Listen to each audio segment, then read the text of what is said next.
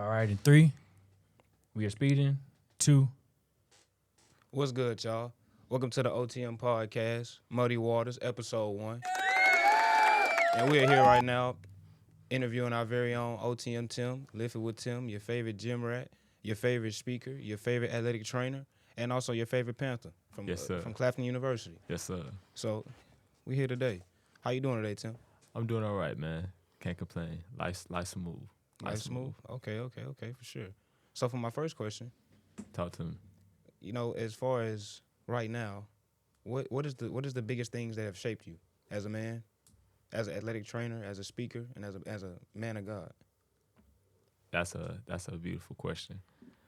The biggest thing that have shaped me is really my experiences.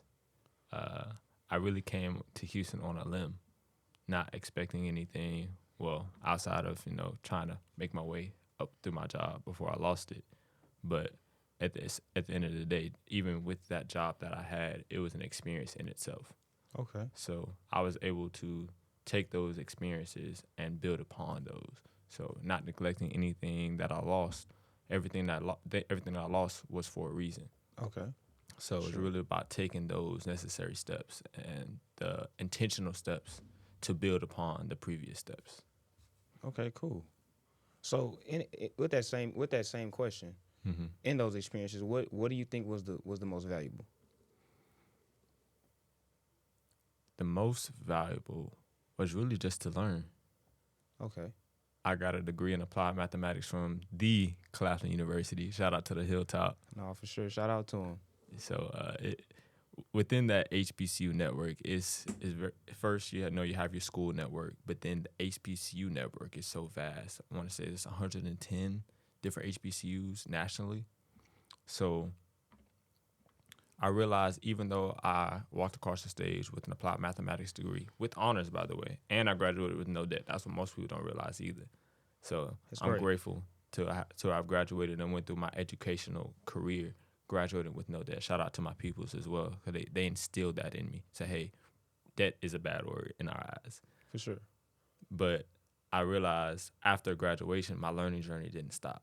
Yes, I'm a math whiz. I love numbers, but that's not that all that is to life. Mm-hmm. Even though math is the language of God. For sure. Yes, for sure. But thankfully I met you, and thanks to my great friend Savior, sure. networking is so powerful. You really made me fall in love with reading.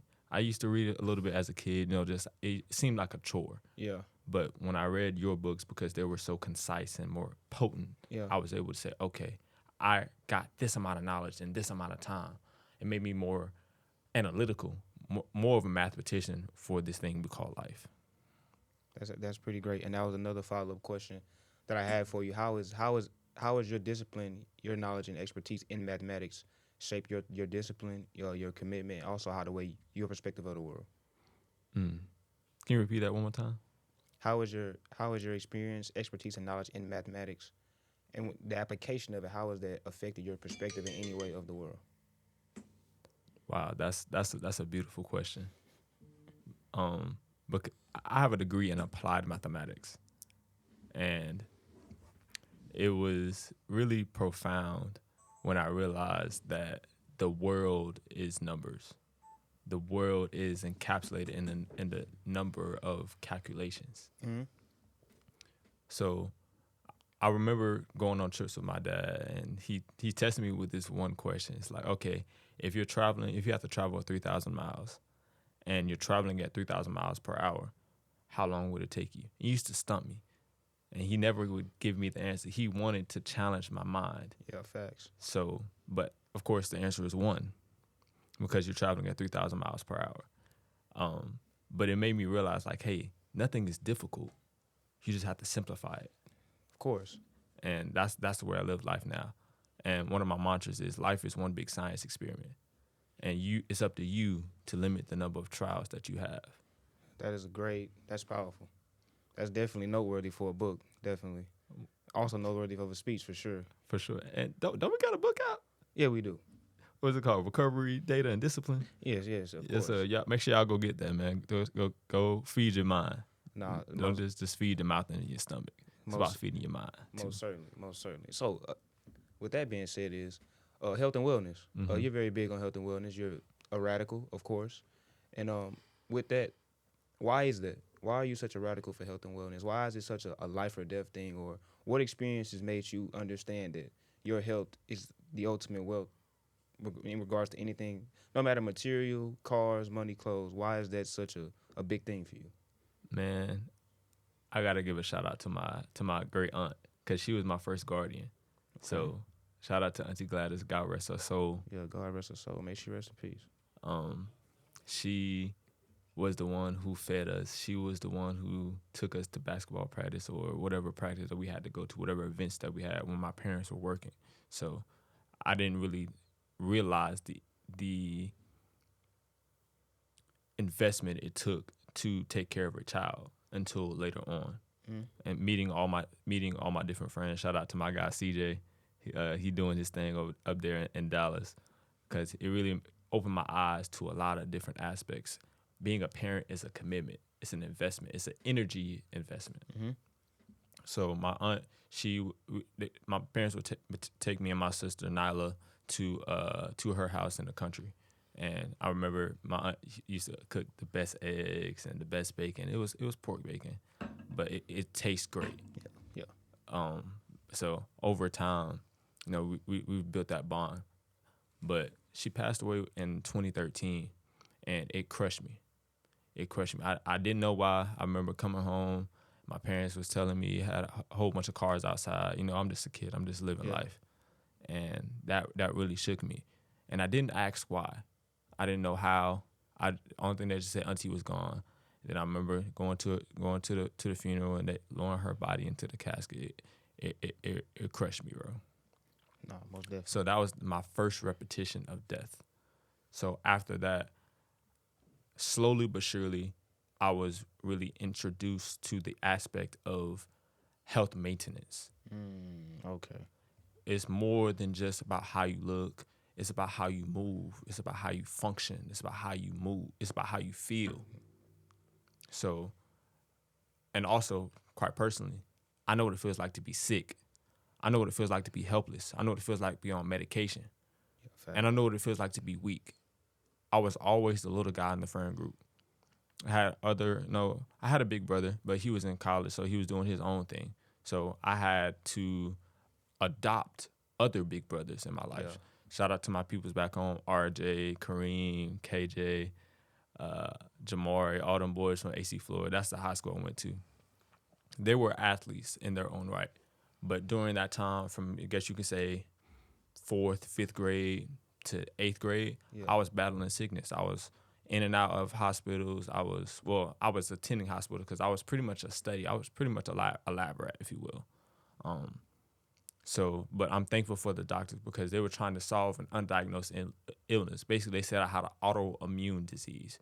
In other words, my body was fighting itself, but it was unknown. Oh, wow. So it wasn't challenging, but it was, like I said, battling the unknown. We talked about that off camera. So for me, it took a turn when I actually moved to Houston. I was like, okay, my parents taught me how they knew how to eat, but it didn't taught me how to properly maintain how to eat. Because that's the name of the game. I realized moving here, it's not just about eating for taste. It's about eating for energy, because every day requires a different level of energy. That's why I pride myself in health and wellness. It's more than just about how you look, which I'm very proud about how my body is morphing. But every day is a new opportunity to put your body in a new set of stimulus, because your body's going to react differently based off what environment you put it in. One thing that I'm grateful that my parents put in my spirit and into my life, you are products of your environment. In addition, you're also products of your foundation. So I'm thankful for my foundation. Shout out to Hopkins, South Carolina, the 803. I haven't checked the statistics lately, but the population in 2022 was 1,738 people. That's not very big compared to Houston, a big city like this. So it was definitely a whole different paradigm, if you will. When I moved here, it was like, okay, these are some of the best athletes out of Texas. Kevin Durant, Miles Turner, shout out to the Pacers. You know, they in the playoffs right now. Game 7 is tomorrow. I'm really excited for that. Yeah, for sure. Oh, yeah, of course. But Texas is a sunshine state, similar to California, similar to Florida, similar to even South Carolina is a sunshine state as well. But the sun is the best, most potent form of energy. So I realize it's more than just, okay, having a job, having fly clothes, driving a nice car. Okay, that's fine. That's a nice little image. But it's about how you move. If you're able to move and do all these different things, like when I leave here, okay, I got to go bowling because I made a commitment to that. Yeah. If your word is everything, if you don't stick to your word, you're nothing. That goes for men and women. Facts. So that's my why. I don't want anyone to feel like they're sick. I don't want anyone to feel like they're weak. I don't want anyone to feel like they're addicted or have to diagnose themselves with any particular illness. That makes a lot of sense. So, which you said your auntie passed away, and then I had to ask this question: was her death a health related issue? Yes. Okay. And what was that issue, if you don't mind me asking? If I'm not mistaken, if I'm not sure if it was diabetes or high blood pressure. Could be a little bit of both, but that's what I remember. I have to confirm that with Mama Dukes. Oh, okay, for sure. So you just said a lot. You also talked about the sun being the potent form of energy. You talked about health maintenance. You also talked about making that commitment of being healthy. With that being said, what is the biggest misconception about health and wellness? Great question. The biggest misconception about health and wellness is that it's more than just how you look. Just to elaborate on my previous thread, it's about, are you capable of taking care of yourself? The first law of nature is self-preservation. Most certainly. It's more than just about, getting likes on Instagram or getting the views on YouTube. Nah, can you defend yourself in times of chaos? And I say that in this tumultuous time that we're in.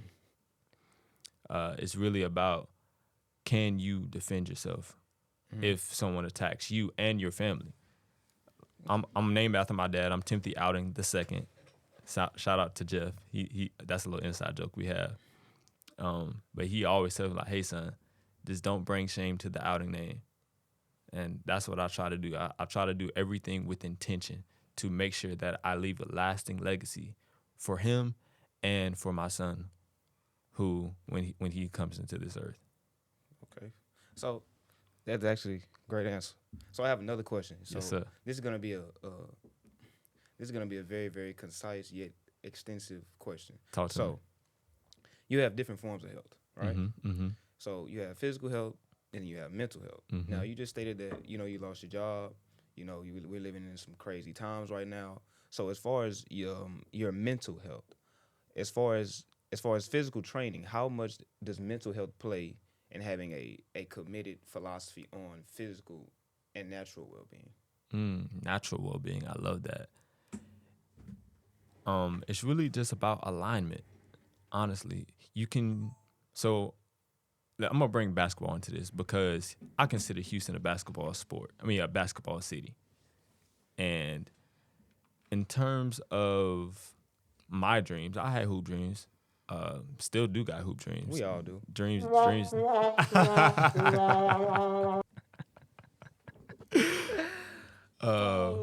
But everybody has hoop dreams regardless. But I realized I still am capable.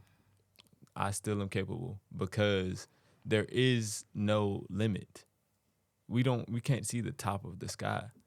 So why would you limit yourself to a box? Why would you limit yourself with the ceiling? So before, I played basketball when I was younger, rec league, a little bit of church league here and there. 7th grade, I tried out for the basketball team, Creighton Middle School in Columbia, South Carolina. I didn't make it. It crushed me, bro. It crushed me. I knew, in my mind, I thought I was good enough, but when I didn't pass the test, if you will, if I didn't pass the tryouts, I felt like that was confirmation, like, oh, I'm not good enough to play organized ball. So that's the mindset I stuck into myself, because I cried when I was denied. But shout out to Coach Coleman. I'm not sure if he's still coaching at Creighton Middle School right now, but he was the coach at the time. He said, hey, Tim, I see your passion for the sport. I still need a manager. Come take the stats from me. I said, okay, cool, let's do it. Math has always been my first love, or one of my first loves. So I was able to take the stats for the 7th grade team this year, bond with the players, still be around the sport. 8th grade, I managed for the football team. I did the film there. 9th grade, I managed for the varsity team. And that was the same year they won the championship. So that made me realize it's more than just the players and the coaches that matter. It's about the managerial roles. So, but even regardless, at the end of the day, I was still around the sport. So that's what I really love. But later on, after my chapter of sickness, of my chapter of illness, I realized I had the strength, I had the mental capacity, but I just didn't link the training portion and the entire training portion. I can do as many push-ups as I want. I could do as many squats that I want. But if I don't condition my body to be under continuous forms of stress, then it won't work. And that's not just physical, that's mental, that's spiritual, it's everything. Everything is aligned. It's mind, body, and spirit. Facts. And also, when I said natural wellness, is like that's natural. That's like natural ability. So in that, with that question, the question that I'm trying to ask, is, do you really think that as far as your physical capabilities, are you a naturally athletic person, or do you have to work hard to get it? It just has to be unlocked. Okay. Life is about unlocking certain abilities. Okay. So I'm not just a natural athlete. I'm a supernatural athlete. Okay. We serve a supernatural God. Oh, most certainly. So I realized that only thing that he's waiting on is for me to unlock the necessary learning styles for me to exceed, for me to be able to jump, for me to be able to leap, for me to be able to land, for me to be able to perform. So really want to talk about performance wellness. Back to functionality, back to movement. Movement is medicine. I mean, we are sitting down right now because we're in a podcast room. Yeah. But I really want to dig into the psyop of sitting. So your body will tell on yourself. The body will tell on itself. Oh, if you move, or if you sit down for extended periods of time, your body will get stiff. An object in motion stays in motion. An object in rest stays at rest. Yeah. It takes more energy is it inertia? Are you talking about movement? Yeah. It should be. It takes more energy to do inertia than it takes to keep moving, if I'm not mistaken. So that's my mindset. So my first thing in the morning, I gotta move. I gotta move my body, activate my body first. And then that's gonna align everything else with my mind. Then I can align my spirit. Like we've been doing scripture readings consistently for the last few weeks, and I absolutely love it. Learning more about myself, learning more about each other, learning more about the group of OTM. So that's my mindset. It's really just about alignment. Okay. So another question now for what you just said.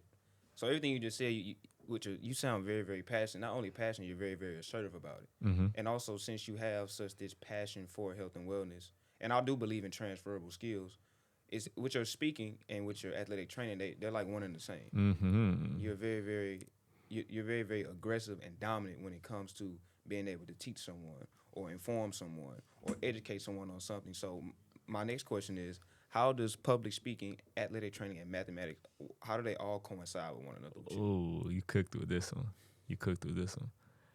Really, it falls down to communication. And one of the simplest concepts of mathematics is input-output. So it's really about giving and taking. And I was talking to one of my clients today. I actually just started training her today. I'm not going to give her a name because I don't. Yeah, privacy. We believe in privacy at OTM. For sure. But we were talking about the concept of learning. And I said the first pillar of learning is listening. We have 2 ears for a reason. So yes, you might have a lot to talk about. Everyone has a lot on their mind. But if you neglect someone else's mindset, you're missing out on different pieces to the puzzle we call life. Definitely. That's a great response. So, with that being said, and you're saying that listening, it's obviously we've been going to church together, you know, and I heard something that somebody said at church. They were saying, you know, God gave you 2 ears and 1 mouth because He wants you to listen twice as much as you speak. Yes, sir. So, with that being said, and you talked about being concise, you talked about being very analytical. When it comes to your training and to your public speaking, what is one overall message you try to give every single time? There's one overall arching message you try to give every single time to a person. One overall message I try to give every single time is this is a great question. Is everyone has a day one. Okay. Or, excuse me, a day zero. I made a video about it. It's not day one, it's day zero. Because if you treat it as day one, that means you technically progress from yesterday. But each day that God wakes us up is a new opportunity for growth. It's a new opportunity for learning. It's a new opportunity to excel. So it's more than just about being better than yesterday. It's really just about upgrading daily. So that's why I try to treat each new day as a new foundation. Because think about it like jumping. Every time you jump, you have to come back down. Yeah. At least for right now. Input, output. When you jump, you have to land. So I told myself I wanted to be able to dunk by July 26th. So I'm training for that right now. So now instead of just learning how to jump high, I have to teach myself how to correctly land. Because basketball is a sport of various paces. You have to run, you have to slow down, you have to move laterally, you have to move vertically, you have to move horizontally. So it's really just about being able to move in different planes. And that's the same way with life. Sometimes you might have to, okay, I got to rush, I'm a little behind. Sometimes you got to slow things down. But I realized when I took this trip back to South Carolina for my grandmother's funeral, that it's not about how fast you go. It's about enjoying the journey.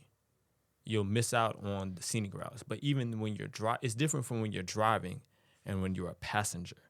When you're a passenger, you can really enjoy the scenic route. But when you're driving, you have to have a certain level of focus to be able to say, okay, one, pay attention to your body. Also pay attention to the road and all the other drivers on the road. I want to say one of the number one killers or one of the number one causes of death is car accidents. I know a number of people who have either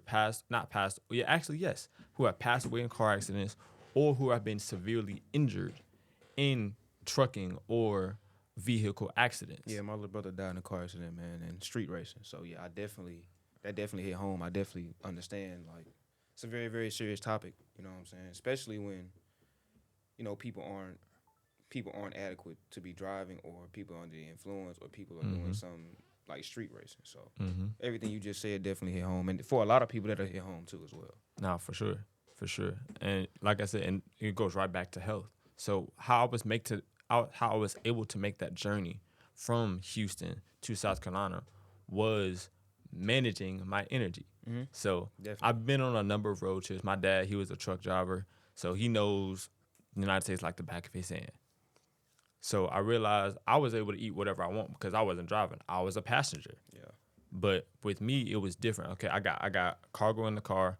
I got to make sure I got to manage my speed because, you know, every city, every state has different speed limits. I have to be knowledgeable where I'm going.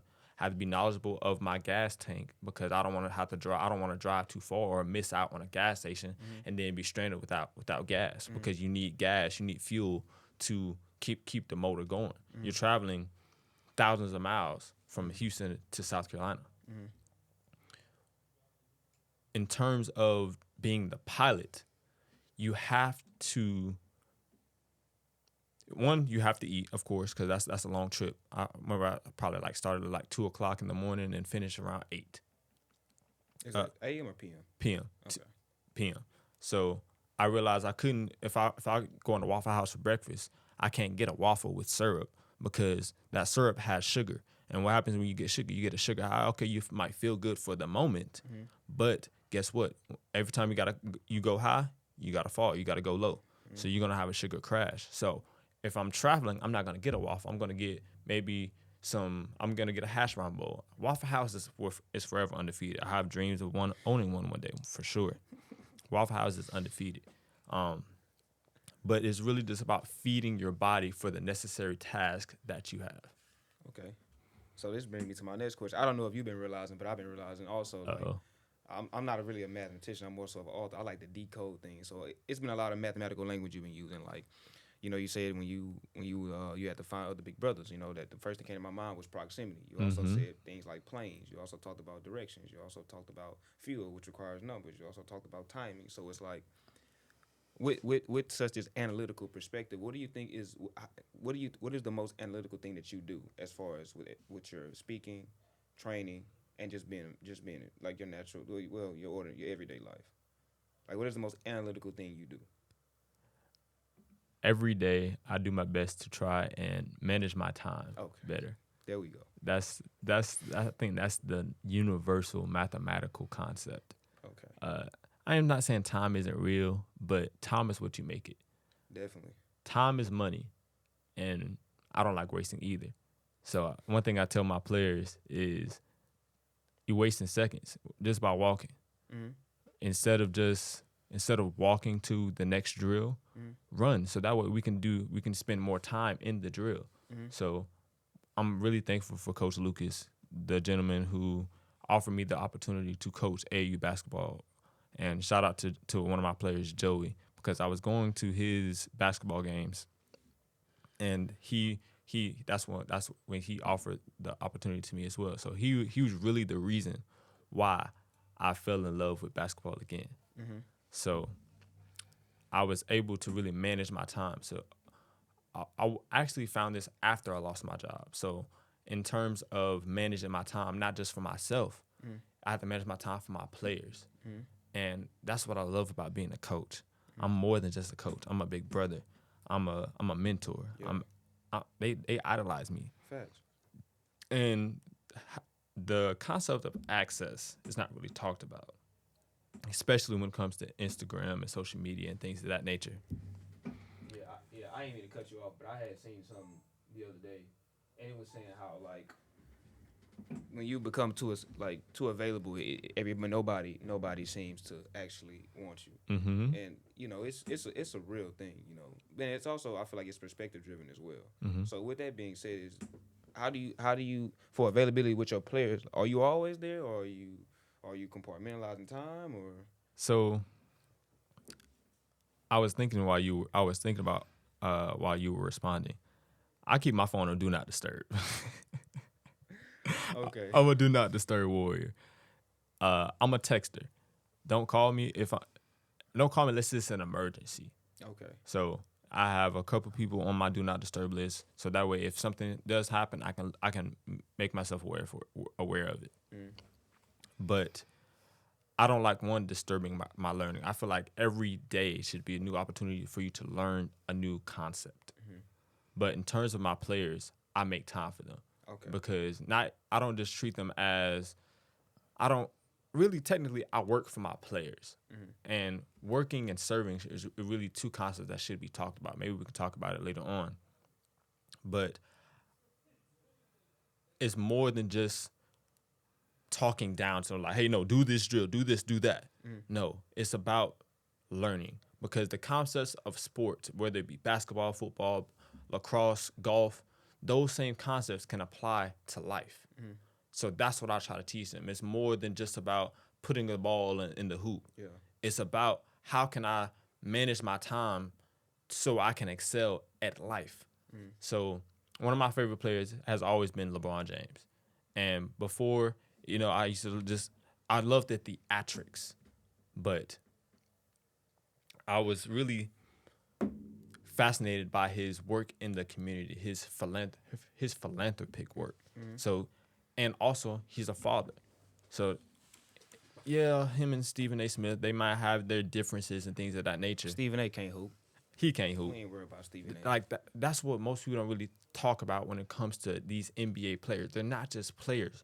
They're athletes. They're fathers. But really, everyone should be an athlete. Don't judge these players because you never know what is going on at home. Social media is a facade. Facts have been fake. It's abnormally fake. Some people just do things for the likes. And even with my social media, I don't post things for likes. I post things for truth. I post things for reality. Yeah, post things that you like to do, passionate about.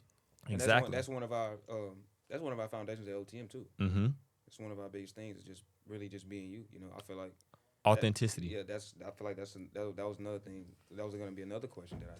Not Mm-hmm. even a question, more so of a statement, really to ask you. So, with everything that you said, so in my personal opinion, you know, I just personally feel like if you being you'll never have to worry about having an expiration date. Mm. So with that being said, it's just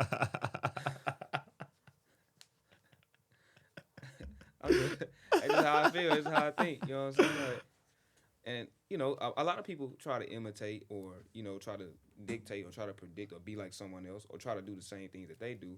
So what you just said about your players, that you make time for them, and also that you want to teach them about that, not only about basketball, just about life. Mm-hmm. So do you believe in transferable skills, and also how do you teach them to apply them analytically from the differentiation from sports to life? Ooh, transferable skills. Okay, let's dissect this. So, let's think about attention span. So, the game of basketball it can be a fast-paced sport, or it could be a slow-paced sport. It depends on who's in control. And really relating it to this year's playoffs, the Indiana Pacers play at a fast pace. So they're always running. They're not really sitting still. They're gonna throw different looks and coverages at you, and that's one concept I want to. Well, that's what I want to teach to my players. Basketball is not a one-pace sport. Mm. Especially we just finished our spring season. We finished 11-11, about 11 or 12, and what I remember most about the season was that every game was different. Every game produced a different set of circumstances. So, and even in those circumstances, there are micro circumstances within the game because you could be down 20 at one point, and then one play could shift the entire momentum, and then you're down 10, you're down 5. So it's really just about adaptation. That's what I realized. So for me, I'm not afraid of playing anybody because you may score on me once, but you may score on me twice, but I promise you that third time is going to be even more difficult. So in terms of my style of coaching, I'm not just a authoritative coach. Okay. I'm a demonstrative coach. I'm going to show you exactly how I want you to play defense. I'm going to show exactly how I want you to jump. We're going to say a player's coach. Yes, I am a player's coach. There we go. I love that. So because it's more than just about how it looks. It's about how it's done. It's because I'm a firm believer. It's just like Coach Taylor used to say. It's not about it. How you practice is how you play. Practice is the battle. The games, that's war. You might have film, you might have this, you might have that, but really it's the mastermind behind everything. And then one thing I tell my players, hey, if we win, it's on y'all. If we lose, it's on the coaches. One game we got blew out by 43 points. Sheesh. Granted, this team was very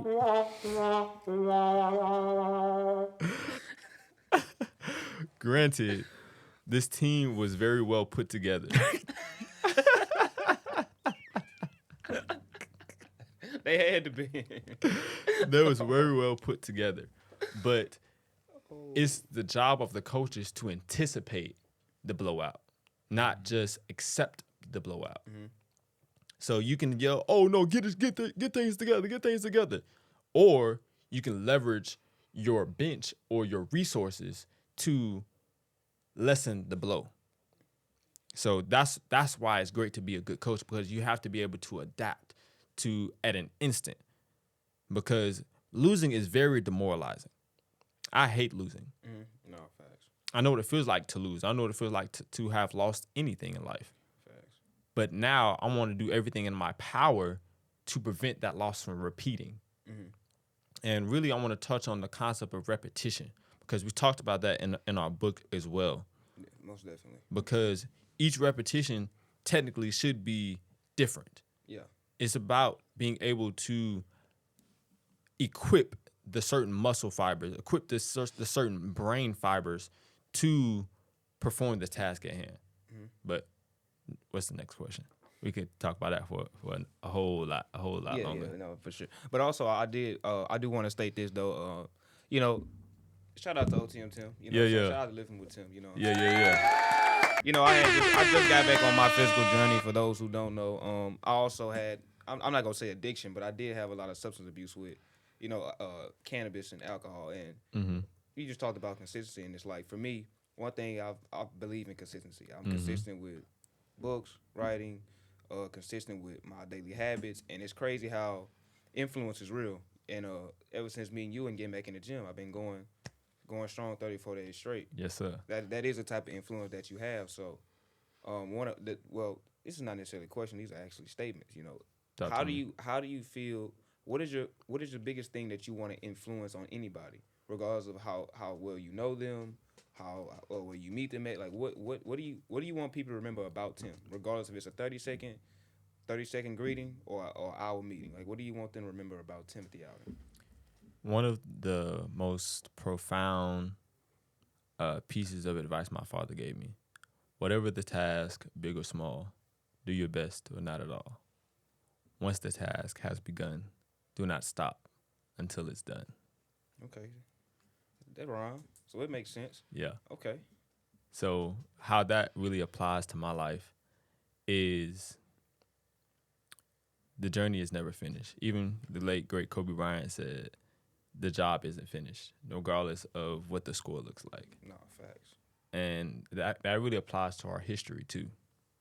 So I'm a firm believer in, so we talked about the concept of repetition and consistency. And consistency is one of the greatest concepts you can use to learn. And as I've been to a number of churches, I've been to a large number of sermons, I realized every time was a different repetition of pouring into me. And how I use that in terms of how that translates to life is understanding that it's okay to fail. Most people avoid failure, or they're afraid of failure.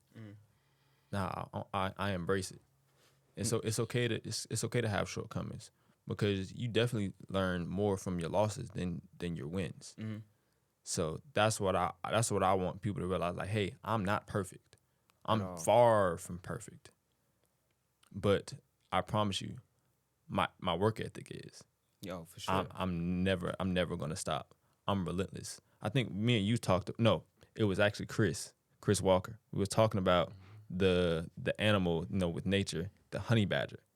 How in times of chaos or in times of battle, the honey badger is going to do whatever he can to defend himself, so that way he can get back to home base. So that's my mentality. What I want people to realize about Tim is like, oh yeah, he's never given up. Yes, things might not look all green and gold, but at the end of the day, he's going to keep pushing, because I know what it feels like to be stuck. I never want to be stuck. I know what it feels like to be trapped. So, and if you live in a trapped mindset, you're going to live in a trapped life. Yeah. I realized the world was a lot bigger than South Carolina. Once I got a taste of Texas, then I realized, like, wow. Oh, of course. There's so much to this world. Facts. I met an author who's 25 years old. He's written over 100 books. Wow. There's no telling that I can't do that. I met an inventor. His name is Thomas Fields.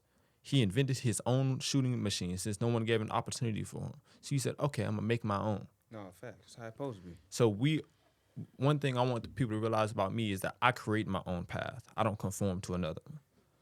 And yes, I could have gotten another job, but at the same time, I want them to know I am not a slave. I will not. I ain't gonna say I can't take authority, because I don't mind listening to someone or receiving counsel, because even the Bible says we are supposed to seek wise counsel, because everyone has a different path of life. But at the same time, you have the ability to create your own levels of wisdom. You have the ability to create your own level of counsel. So if you don't duplicate the knowledge that you receive, then you're really hoarding. You're really gatekeeping. And I don't want to be a gatekeeper. But at the same time, if don't want to receive the information, then I'm not going to talk to you. I'm not going to keep talking to a doorknob. Okay. So for I like that, actually. I love that. And that's also very, very, very, very a relentless mindset. Very, very radical. So with that being said, is when you say, a lot of people get it confused when people say never stop, keep going. And that's also showing up and being consistent. But one thing that I'm slowly learning about, just when you're just in go mode, is rest. Rest is very, very imperative. And as an athletic trainer, as a public speaker, and as a coach, and people who is managing and coaching players, for you, what is the most important thing about rest? What are the misconceptions about rest, and how often do you rest? I love this question. Uh, rest and recovery go hand in hand. So, and it really falls back to the mathematical concept of input output. If you're going to input stress onto your body, if you're going to input stress into your life, you have to be able to remove it. That's why sweat is so important. That's why crying is so important, because our body is a natural filter. I'm a firm believer that we're not supposed to get sick. The human body is not designed to get sick. This human body is not designed to get sick. But if you put different spells and words onto said human, then the body will follow. So in terms of rest and recovery, though, it's about being strategic. Everyone workout regimen and recovery regimen is going to be different. And it's really just about communication. If you're misaligned with your body, that means your body is misaligned with your mind. Your mind is misaligned with your soul. So it's really about just taking the time. It's like, okay, am I okay? Am I safe? Am I sore? Am I in pain? And then digesting those answers and moving accordingly. That's how I would answer that. That's what I would say about rest and recovery. Okay. So we talked about loss. And I feel like that's one of the biggest experiences, or the biggest life lessons, and one of the greatest lessons we can have as humans is loss, or trauma. We gonna say, as far as mental trauma, you talked about things like losing your job. You talked about things like losing your aunt. As for somebody who's big on health and wellness, what is your biggest mental health tip you can give someone who is struggling with anything that you've been through, as far as being sick, as far as coming here on a limb? I'm not saying it's traumatic, but it can be a traumatic experience, because now you're somewhere new. You're somewhere where everything now, like, you're not around anything that makes you comfortable. Like, what is your biggest mental health tip on just your life philosophy? The biggest mental health tip I would give is to really just let it out. Find a way to just get it out of your system. But also be one with yourself. Lately, I don't do it every day, but I plan on it. I plan on trying to do it more consistently, is meditation. Because we're so distracted by these devices. We're so distracted by the different influences of the world that we really don't take the time to ourselves. So mental health is so very key, especially for Black men, because there's this stigma, there's this standard that we're supposed to be strong and mighty and macho. Yeah, that's fine, but there's a time and a place for everything. No, facts. And even when talking about loss, I got to talk about my Uncle Corey. I didn't really have a great relationship with him. I was really more closer to my Uncle Troy, because my Uncle Cole was battling his own different things, at least from what I know. And I remember receiving a call in January that he had passed away, which everybody has their day. But it was the fashion and how he went out. It starts with an S. I'm not going to spell it because everybody knows what it is. Mm. But I honestly don't want to confirm it because that's the question I don't want to ask my mother. My mother, she was the oldest sibling, so she was the protector. So I made a post about this the other day. Well, actually, after he passed at his funeral. Keep in mind, this was a closed casket funeral. So this was actually my first one. And as I'm older, as I've matured in my spiritual life, I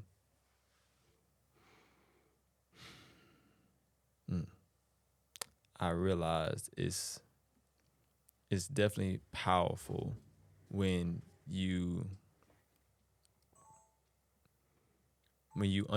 have a grasp of understanding, because I went through that not just for me, but I didn't just speak not just for me. I spoke for my mother. I spoke for my uncle. I spoke for my brother, because every one of us was impacted by him differently. And I was able to see people on my mom's side that I never even met before, but they knew me. So it's really just about being an idol. So men are idolized in a negative way in society. And if people really knew their history, it's a reason why they want us to kill ourselves with the alcohol, with the sugar, with the medications, because they want to prevent the evolution. That's why I spoke. That's why mental health is so very important, because if your mental state isn't in place, everything that you have on your day-to-day task will be out of sync. So I have a question for you. Talk to me. What you just said was really, really, that was really, really personal. It was really, really powerful, you know. And with this particular question, it's so crazy. Not even a question. It's a statement. It's so crazy how somebody can look okay, feel okay, be smiling, be out having fun, and then we hear a lot of stories about how somebody you could be with, all of a sudden it's like, nah, he just Gone. yeah, and it's like how, and you hear it's like, you know, I mean, we'll say the word suicide, and just like, Yeah. my biggest question to you when you talk about mental health, and also me experiencing something like this, is like, me personally speaking, I feel like suicide happens mentally before it happens physically. And it's also something that we really, really can't see.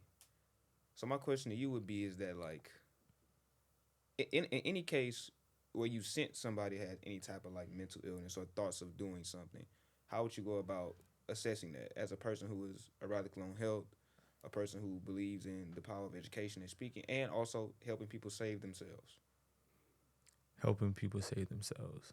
So that's very powerful. So one of my favorite thought leaders that I follow, his name is 19 Keys, and he's a very powerful brother. He was born in St. Louis, but he moved to Oakland. His people was from both parts.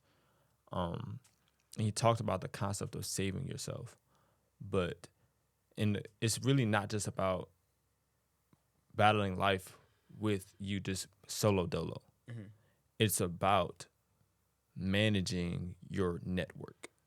So the concept that I want to really emphasize is a greeting, because you never know how your greeting can make someone's day. So one thing that I really switched up, instead of saying how you doing, I say, hey my brother, hey my sister, how you feeling on this day? Because feeling and doing is two different things. So that's one concept that I would really want to expound upon, because most people expressively most people don't like expressing themselves, because they got all this built up trauma inside, but they don't know how to output it. They don't know how to get it out. They don't know how to release it. So even when you talk about the concept of duplication, the human body and the car is the same way. You have an intake system, like everything. Our eyes is an intake, our nose is an intake, our hair, our eyes, our skin color, our skin, all the different pores we have is an intake. But also, the same in similar fashion, the car has an exhaust system, has an excretion system, it has different fluids that it has to get out. Same way with our bodies. So we must save ourselves, because what one regimen looks like, what works for someone won't work for other people. So you have to be able to be personal. You have to be able to find a custom plan and be able to edit it, because what works now won't work later on. Okay, that's a very great answer for that. And everybody is different. You know, so it's for me, you know, especially with all of us, you know, being a part of OTM, I feel like and also being black men, I feel like we should also emphasize that amongst ourselves, you know, because I feel like with how the way we look, it's not even just look, what we're doing, how the way we're moving as a group. I feel like that's very, very important to make sure that we maintain a healthy team, maintain good mental health, and also make sure we're in good standing with God and one another, just mentally, physically, and spiritually. And that's one thing I want to appreciate about you for doing that for OTM. You know, he is our chief people officer, chief wellness officer, and he's doing a hell of a job, man. You know, lifting with Tim. We all lift with Tim, you know, and not just lifting weights, you know, lifting as empowering, lifting as, you know, coming together more and more as brothers. And, you know, finally, bro, just, you know, being you know, men of God. So 1,000%. I'm grateful for this group. I'm very grateful for this group. You know, life is all about taking chances. You never know what you can do when you take a calculated risk. And when people really believe in you, it's very empowering. That's a great form of love. Is belief. Sure. If you believe in yourself, great. But if you have people around you, people surrounding you, in that proximity, there's no limit to where you can go. Of course. You know, so yeah. And that's Out the Mud, Muddy Waters. That's episode 1. Shout out to the brand, man. Shout out to the home team, OTM, bro. And if you need to work out, you need to get off your ass, Lifting with Tim is right here. We got plenty of sessions. You got cardio. You got strength and conditioning, flexibility. You want to hoop, we can hoop. Tap in. You want to play football, and we play golf. Yeah. So we with it all, you know. Shout out Lifting with Tim, you know. Shout out my boy Xavier, you know. And this is Jada Arthur speaking, and we'll see y'all in episode 2.